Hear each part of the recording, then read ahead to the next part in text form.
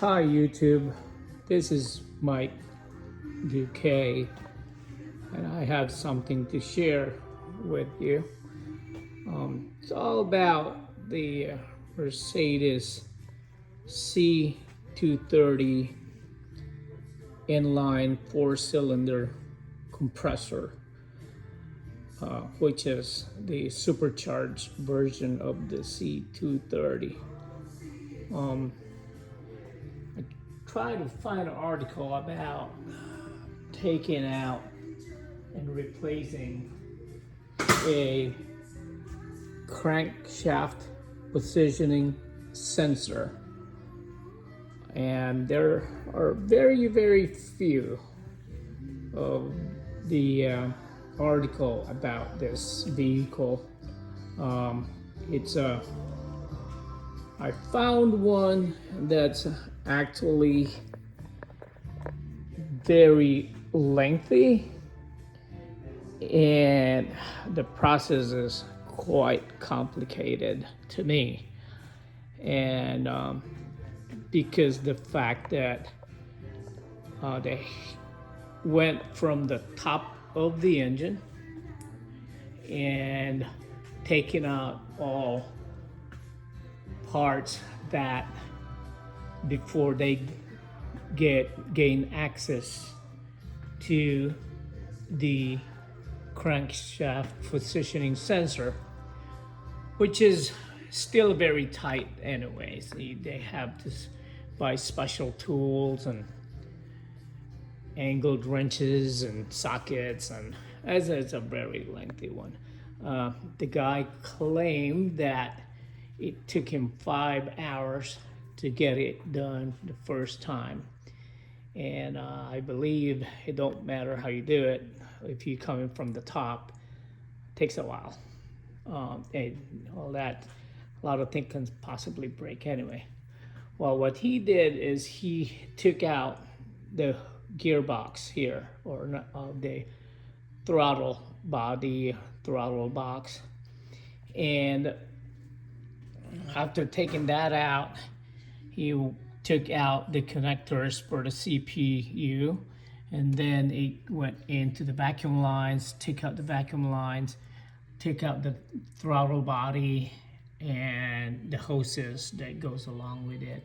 Not to mention there's a special clamp from right there that you have to take out to take the hose out. And still, if you're looking at it, even though you took it all out, there's that oil filter that gets in the way before you get the very tiny axis right there. So, I was really skeptical in taking it out and doing it that way. So I found a better way. I think it's a better way to me. It only took me an hour in, hour out. No, I mean 30 minutes in, 30 minutes out, 1 hour total time. The first time I did it. Now, that way I figure out the best way is to come from underneath the vehicle. So underneath the vehicle, let's go underneath there. And let's go down this way. Now, you have to take the plastic covers anyway. The one plastic covers that goes to the front, and then one plastic covers to the back. It's pretty easy. It's like 3/8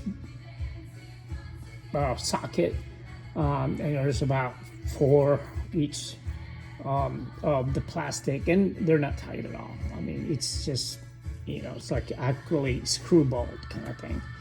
Well, anyways, once you get that out, let's go in there to underneath. I'm just pretty much telling you what the location of this thing. Now, I show you, I am completely sideways with the transmission on the engine. Let me zoom out. Let's see if that works. Okay. So, this is the transmission side. This is the engine side. This is the joint line joining the transmission and the engine. And you can tell by looking at the bolts here, and there's a bolt on that side and there's more bolts to go around. Now, your orientation on this one is, if you follow that line going to the top, you're gonna run into this connector right here. And I believe this is your AC line going there. So once you go past that, above that, you come into the linkage for your right here for your steering linkage. So you know you're in the right, correct direction there, orientation. Now, you go further down that way, and then I'll show you there's a band or a plastic covering for the wires. I believe it's right there. There we go. I see it. All right, I'll show you much better later on. But this is the one I'm talking about, and this is very important.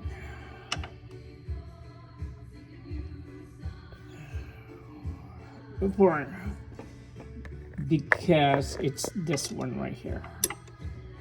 This is kind of pliable, flexible, made of like a plastic kind of insulation for the wirings. Now, where it's located at, the positioning, crankshaft positioning sensor, is right behind it.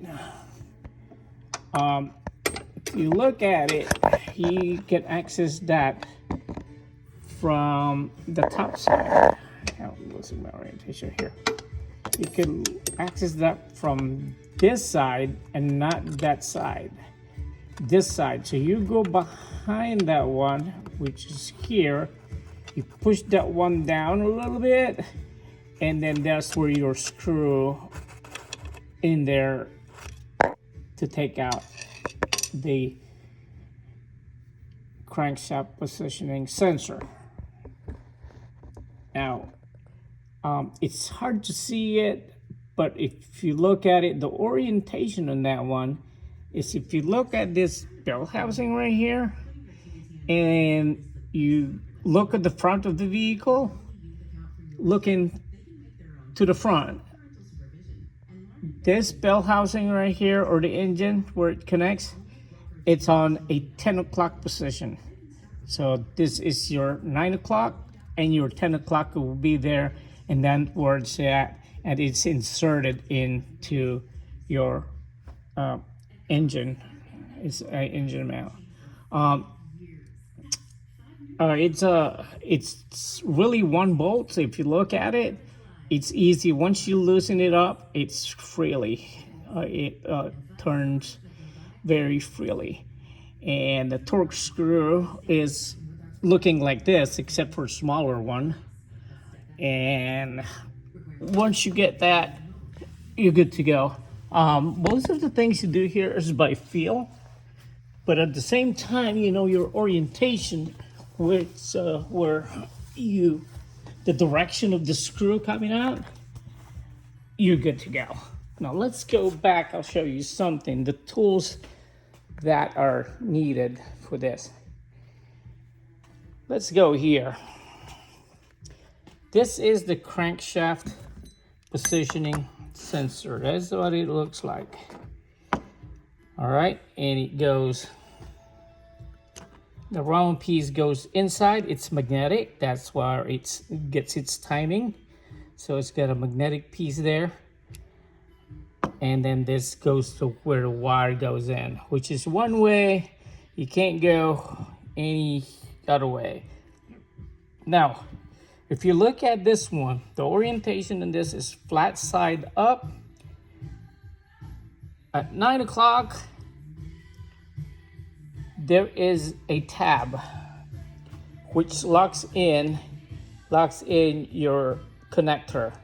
So what you need to do, or what I did, is I got a screwdriver, kind of point it to this direction, and then kind of push the tab that way, and it took me about 45 seconds, maybe 5 tries to push it a little bit at a time, and eventually it popped out.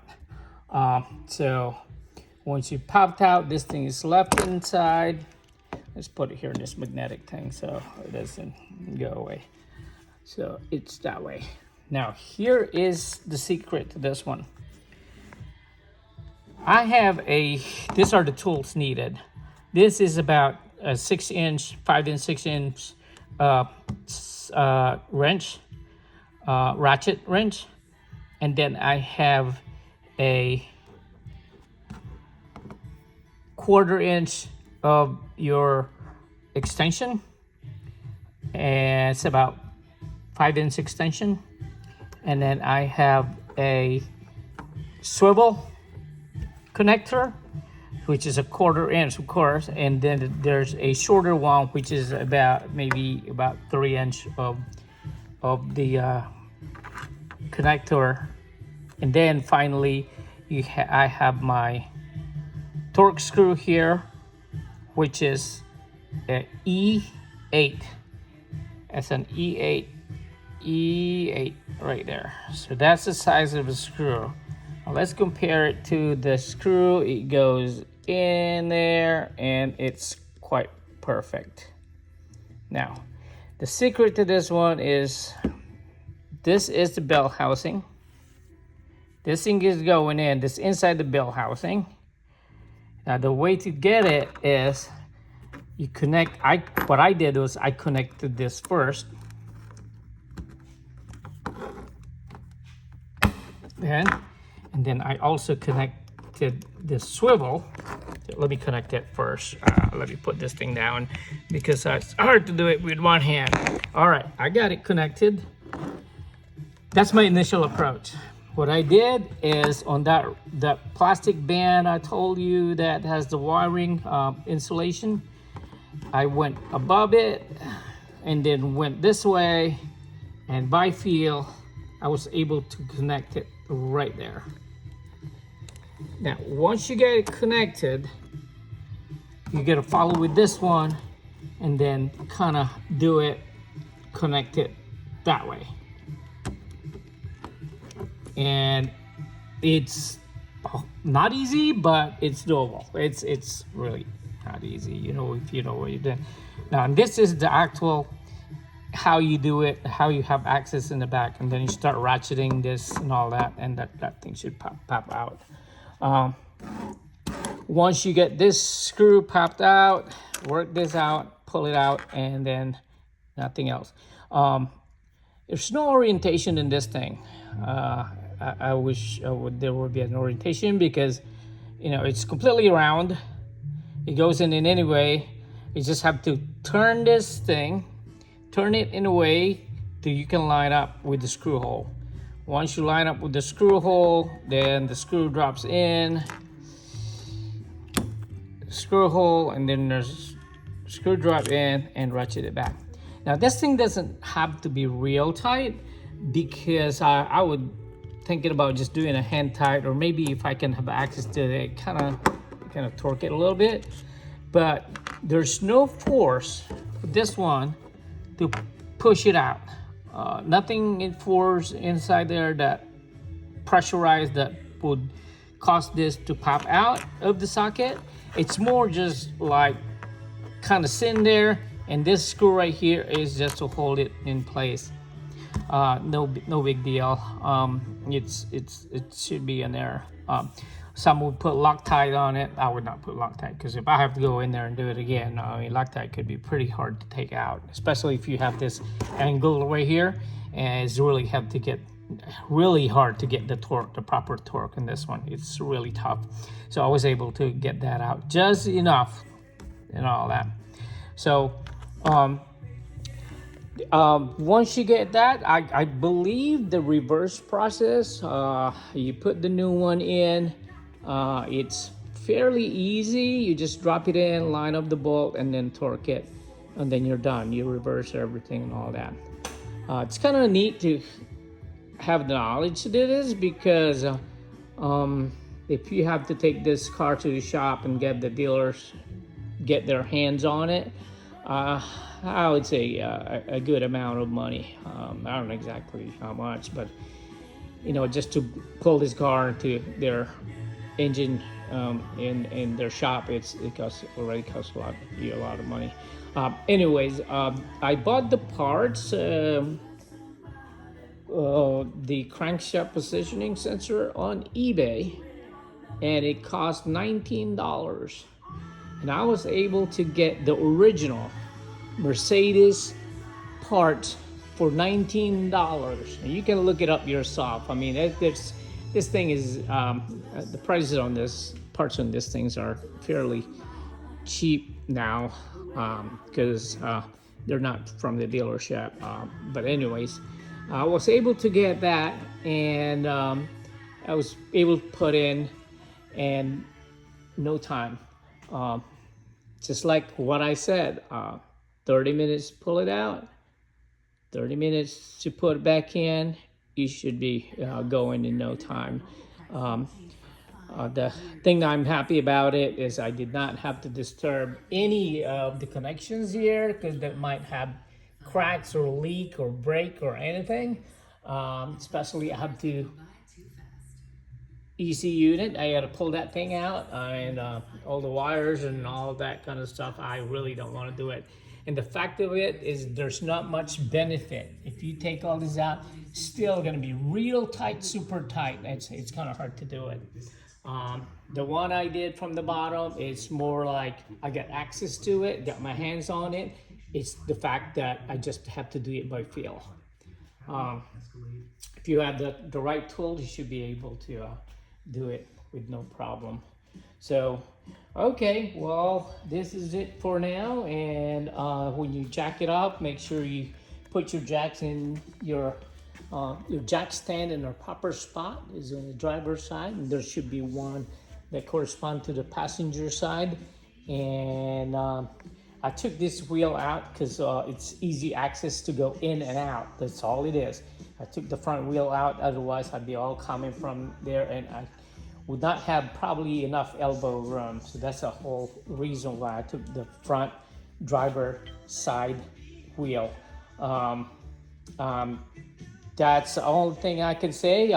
If you ever be inclined to do this, I would imagine that you already have at least an experience being a mechanic. You know your basic stuff before you try, and it's not hard at all.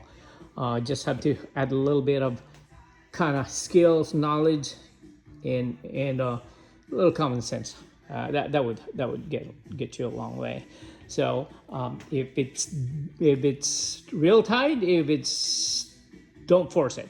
Don't force anything. You probably have to angle differently. You probably have to do a different way of doing it. Find your way in, but it shouldn't be too tight at all. When I popped that loose and all that, it was probably like torque of about 10 pound, torque. It's really not. So, well, if you will try yourself, go ahead and do it, and then let me know if you find something much easier or a better way of doing it. You can do it, but definitely, I promise you, if you do it, doing it from underneath is a much better way than doing it from the top. Okay. All right. Thank you very much. Goodbye.